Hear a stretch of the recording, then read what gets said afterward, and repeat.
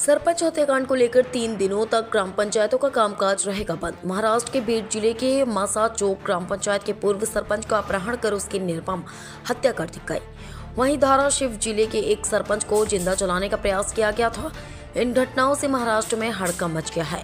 वहीं दूसरी ओर लगातार सरपंचों पर हो रहे हमलों से सरपंच संगठनों में आक्रोश निर्माण हो गया है, जिसे लेकर संगठन ने मांग की है कि हत्या प्रकरण में आरोपी को तत्काल गिरफ्तार कर मास्टरमाइंड की पहचान कराएं, कड़े कानून बनाएं। ग्राम पंचायत पदाधिकारियों को सुरक्षा प्रदान करने की मांग की गई है।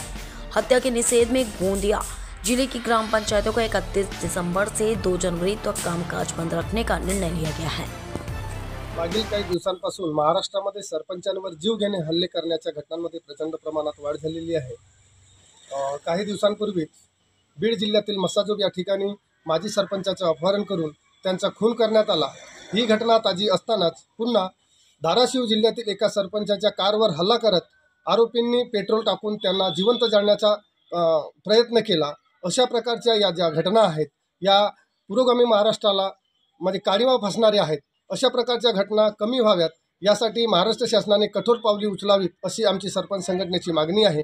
या अशा प्रकारच्या घटनांचा जाहीर निषेध म्हणून आम्ही 31 डिसेंबर 2024 ते 2 जानेवारी 2025 या 3 दिवसांमध्ये ग्रामपंचायत कामबंद आंदोलन संपूर्ण महाराष्ट्रामध्ये करत आहोत।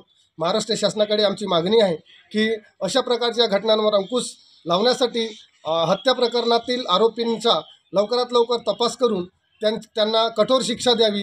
त्याचप्रमाणे सरपंचांना कायदेशीर सुरक्षा प्रदान करण्यात यावी। त्याचप्रमाणे सरपंचांना एक महाराष्ट्र शासनाच्या वतीनं विमा सुरक्षा कवच प्रदान करण्यात यावा। आणि समजा अशा प्रकारच्या घटना घडत राहिल्या तर सरपंचांनी गावगाडा चालवायचा कसा, गावाचा विकास करायचा कसा, कारण गावाचा विकास करत असताना अनेक अवैध प्रकारांना सामोरे जावे लागते, वेगवेगळ्या समस्यांना सामोरे जावे लागते। त्यामुळे महाराष्ट्र शासनाने सरपंचांच्या मागण्यांकडे लक्ष द्यायला हवं आणि त्यांच्या सुरक्षेकडे लक्ष द्यायला हवं। जिल्ह्यातील